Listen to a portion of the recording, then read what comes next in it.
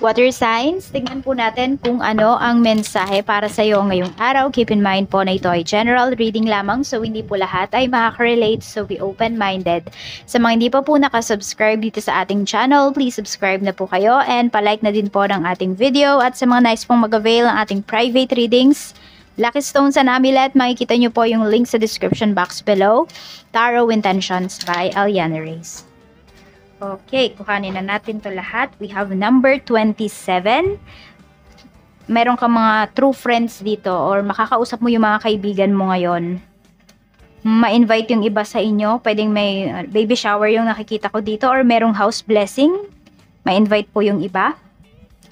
Meron tayo ditong number 52. Okay, so meron kang kaibigan dito na may feelings sa'yo matagal na. Mukhang ngayon lang siya aamin. Buo na yung decision nitong person na to. Kung parehas kayong single, ayan po. Or pwede rin naman, for some of you, pwede nga na, you know, meron dito single mom or single dad kayo. So, may aamin sa inyo dito. Some of you naman, pwedeng mas bata po sa inyo to. Yung magko-confess sa inyo. Okay din yung kaperahan mo dito. Okay, meron dito. Kaya kukuhanin yung iba sa inyo. Meron dito kukuhanin kayong ninang or ninong kasi po mapera kayo. Yan yung tingin sa inyo nung kukuha sa inyo. So, some of you, pwedeng yung tinuturing mo na friend na to, hindi talaga friend yung tingin niya sa'yo.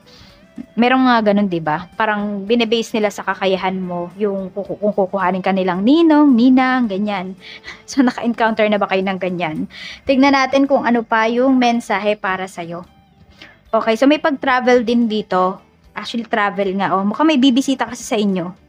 Or meron ngang mag-i-invite sa'yo dito. Pwede naman through message, invite ka ng taong to, or sasadyain ka pa niya sa bahay. Tignan natin. Spirit guide, ano po ang mensahe natin? And ingat po para sa mga nasa biyahe. Obsession, infatuation, adoration, addiction. Okay, mukhang meron nga dito, matagal na talagang may gusto sa'yo. Okay, parang nahanap niya na yung right time and this is the right time para magtapat siya sa'yo. Check po natin ano pa yung mensahe. Spirit guide, ano po ang mensahe natin for water signs, Cancer, Pisces, and Scorpio. We have a blessing for good men and fathers. Meron ng magiging tatay dito. So, very excited talaga kayo. Yan. So, may good news ngayong araw na ito. A blessing for a fresh start. May bagong tatay. Ayan po, pwedeng kapapanganak lang ng inyong asawa. For some of you naman po, pwede nakakakasal lamang. Tignan pa natin.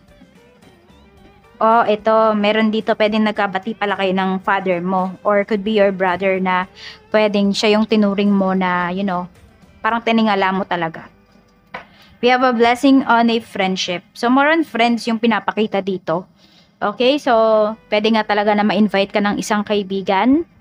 Ngayon, water signs. Tingnan natin kung ano pa yung mensahe para sa'yo. Pero ito po yung mga lucky numbers mo. 4, 27, 7, 21, 52, 31, 3, 48, 14, 34, and 13. Tignan po natin ano pa ang mensahe para sa'yo pagdating sa trabaho. Meron tayo ditong 7 of Cups. Okay, pagdating dito sa work or meron ba kayong pinamimilian dito? Some of you pwedeng naghahanap pa lang ng trabaho. So marami kayong pamimilian or siguro sinasabi sa inyo dito ni Universe is dahil maraming in-offer sa inyo, piliin nyo talagang mabuti kung ano ba yung gusto ninyo. Kung feeling nyo saan ba kayo mako-fulfilled or saan ba may magandang opportunity dito na sa tingin ninyo ay mag-grow po kayo. Madami kasi kayong pagpipilian pwedeng magsasabay-sabay dito yung mga offers sa inyo. Some of you kahit may trabaho pa kayo, pwedeng may mga offers kayo na marireceive. Tignan natin kung ano pa yung mensahe pagdating naman po sa negosyo. King of Cups. Tapos meron tayong 8 of Pentacles. So nandun talaga yung puso mo pagdating dito sa negosyo. Ayan po, sobrang maalalahanin ng karamihan sa inyo pagdating sa inyong mga staffs, ganyan. Or meron dito nakikita ko ay pwedeng mag-i-stock kayo. Meron, ano yung tawag doon? Magre-replenish yung iba sa inyo ng mga stocks ngayong araw na ito. So, busy. Pagod din. So, baka may pamerienda kayo sa inyong mga stuffs. Check natin. Pagdating naman sa pera, we have the moon and we have page of cups. Pagdating naman dito sa pera, medyo nahihirapan naman yung iba sa inyo. Kasi pwede po yung, kung wala naman kayong business, pero kung may business kayo, pwedeng nasa negosyo talaga yung pera ninyo. And for some of you naman na wala naman kayong negosyo, ang nakikita ko lang dito kasi, pagdating po sa pera ninyo, parang hindi nyo talaga siya na-enjoy. Ayan, yung hindi nyo mabili yung mga gusto ninyo. 'Di ba sinasabi nga nila, or akala pala ng mga tao na kapag meron ka ng trabaho, is, mabibili mo na lahat ng gusto mo. Pero ngayon, nararamdaman ninyo na hindi pala ganun. 'Di ba? Hindi pala porket may trabaho ka na, mabibili mo na lahat ng gusto mo. Kasi una, kung kayo yung breadwinner, o kaya naman hindi nga kayo gumagasa sa bahay, pero napakamahal naman ng mga other expenses po ninyo. 'Di ba? Yung parang yung sinesweldo mo, pwede yung pang sarili lang ba, pang dalaga, pang binata lamang, ganyan po. So ito, pwedeng meron kayong gustong bilhin, meron kayong gustong regaluhan. So pwedeng hindi nyo kasi siya ngayon parang hindi nyo mabili. Yan po, nagdadalawang isip yung iba sa inyo kung maglalabas ba kayo ng pera ngayon or hindi. Check po natin pagdating naman sa love life, kamusta po spirit guide? Okay, meron tayo ditong Ace of Swords and meron tayo ditong King of Swords. Di kayo nagkakaintindihan ng person mo and parang lagi na lang siya yung nasusunod dito. Nafe-feel mo na parang yung mga sinasabi mo, water signs is hindi nagmamatter sa kanya. Parang hindi mo ma-feel na mahalaga ka. Yun po yung nafe-feel mo dito. Tapos, pwede rin na sobrang distansya ng person mo ngayon. Napapaisip ka tuloy kung may iba ba siya? Mahal ka ba niya? Ganyan. So, yung iba sa inyo medyo yan. Siguro pagod lang sa trabaho yung person mo. Kasi parang nai-stress siya sa work. Yun yung nakikita ko sa kanya dito. Na sa work kasi, pag inuutusan siya, wala siyang magawa. Kaya ang nangyayari, pag nasa bahay siya, once na mainuto siya, dapat sundin.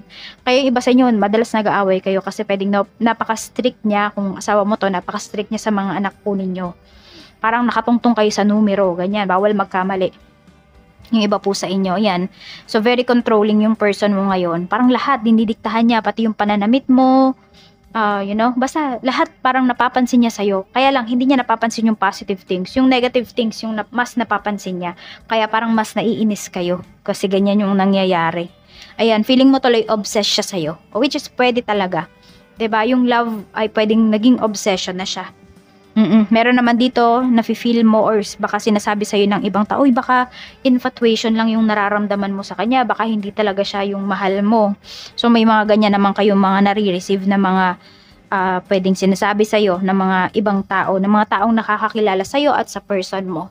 So ayan lang po yung mensahe para sa'yo. Maraming salamat po water signs. Mag-iingat kayo always.